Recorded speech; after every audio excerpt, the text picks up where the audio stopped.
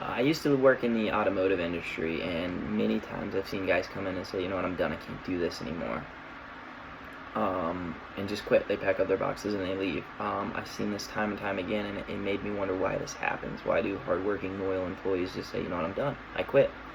Is it the negative environment they work in? Are the hours they work too strenuous? Maybe it's the financial hardships. Maybe the juice isn't worth the squeeze, if you will.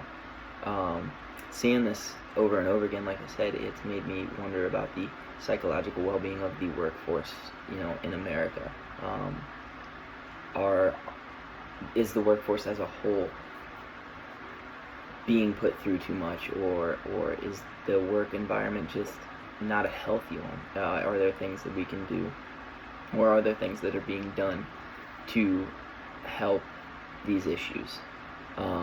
Fortunately, there are. I found some research about the mental health, awareness of the workforce.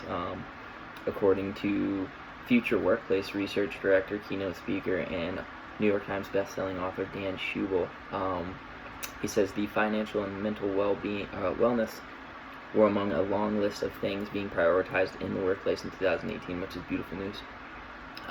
Schwabel exclaims that in as early as 2017, a company known as PwC started offering 24/7 counseling to its employees in order to destigmatize mental health in the workplace. They're not the first company to do so, but it is great to see them doing that. The World Health Organization said that working in a negative environment attributes to as much as $1 trillion a year in lost economic dollars, which I thought was fascinating. And I thought that if it's not an important issue, otherwise it should definitely be for companies at that point if they're losing that much money. If you'll excuse me, I'll show you this thing here.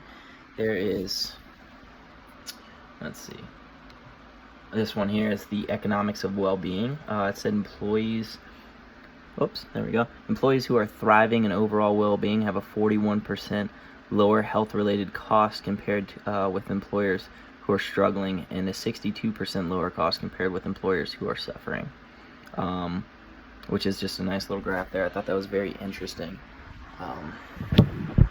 Click back here. There are a lot of interesting articles on it. Like I said, the World Health Organization. There are many steps that employers can take to help ensure mental health in the workplace. According to Amy Murin, she's an author of who works for Inc.com. She's the author of 8 Simple Ways to Create a Mentally Healthy Workplace. It's a very interesting article detailing the importance of a good work-life balance.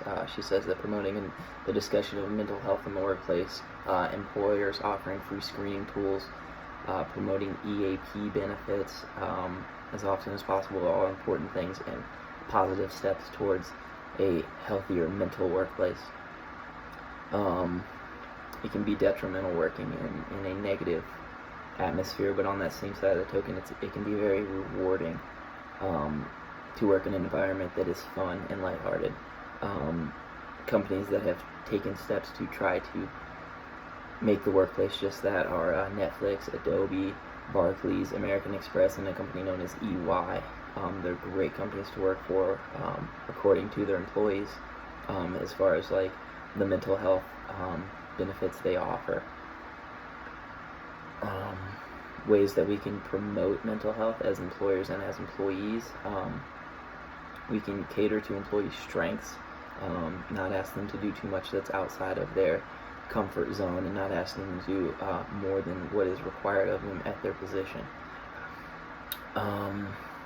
Most employees, it was found by G&A Partners, an article that they posted that said most employees leave within the first 3 months of being hired. Or they decide whether they're going to leave. So it's very important that in those 3 months, you show them what they have to do, and unless it's a promotion or something, we don't deviate from that unless it's in a mutual agreement, and that will help our employees stay less stressed, if you will. As co-workers, it's never a bad idea to laugh. There's things we can do.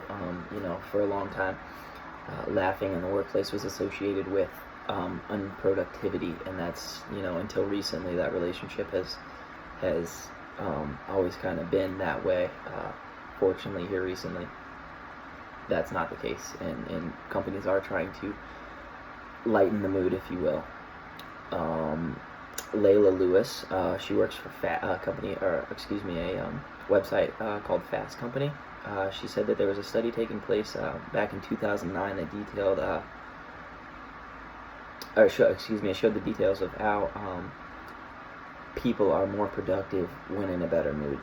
There was a test group showing an anxiety-inducing video and a funny video, and they said the ones shown a funny video were far more productive afterwards. I thought that was very interesting. So in conclusion, I mean, depression in the workplace is a real thing. It can't be ignored. It needs to be addressed, preferably before it's an issue, and if not, it is something that should be addressed immediately. Employees and employers are equally responsible. Both can take positive steps in ensuring a positive work environment, because it doesn't matter how great your employer is. If your employees have a negative attitude, it'll ruin the whole thing, and vice versa as well. But a clear understanding of what responsibilities are for employees is a big thing that can help these people not be stressed out. Keeping it a lighthearted environment's another one, and communication. They're all big key factors in keeping the workforce happy, and fortunately it looks like many companies are taking the appropriate steps to help the workforce. So that's good news.